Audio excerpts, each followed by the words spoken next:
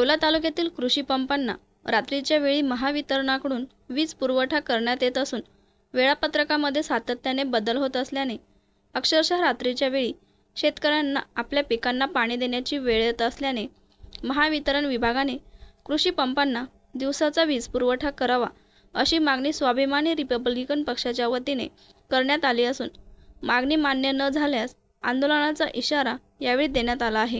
आज आम्ही माननीय तहसीलदार साहेब यांना लेखी निवेदन दिलेलं आहे। तमाम येवल्यातील शेतकऱ्यांची प्रामुख्याने अनेक दिवसापासून मागणी होती की जी रात्रीची जी लाईट सोडली जाते कृषी पंपासाठी ते अतिशय चुकीचे आहे। लाईटचे 3 हप्ते करून दिले गेले। पहिला हप्ता आहे तो सकाळी 8 ते संध्याकाळी 4 वाजेपर्यंत, दुसरा हप्ता आहे तो संध्याकाळी 4 ते रात्री 12 वाजेपर्यंत आणि रात्री 12 वाजता लाईट येते तर सकाळी 8 वाजेपर्यंत आणि 15 दिवस शेतकऱ्यांना आपला प्राण हा धोक्यात घालून अक्षरशः गहू मोठाले झाले, मका मोठाले झाले आणि पिकं मोठे झाले असल्यामुळे त्या पिकांमध्ये उंदीर आणि घुशीचे प्रमाण वाढलेले आहे आणि यांना खाण्यासाठी साप मात्र जरूर येतात। शेतकऱ्यांना जर साप चावला तर ते इम्याची वाट पाहण्यापेक्षा आमची कळकळीची विनंती आहे की ते सर्व थांबवा आणि दिवसाची लाईट आम्हाला पुरवत करा।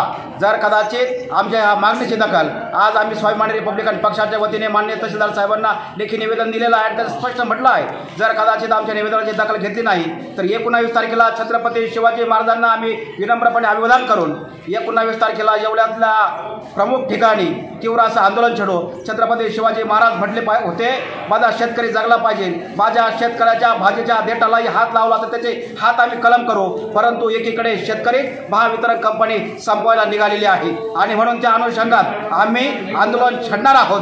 परंतु मला खात्री आहे की माननीय तहसीलदार साहेब याच्यावर तात्काळ निर्णय घेतील आणि ह्या ज्या लोड शेडिंगचे जे 3 हप्ते केले आहे याच्यात फेरबदल करतील अशी आम्हाला खात्री आहे। जर कदाचित 2 दिवसात झाली नाही तर मात्र आम्ही रस्त्यावर आल्याशिवाय राहणार नाही, आमचा इशारा।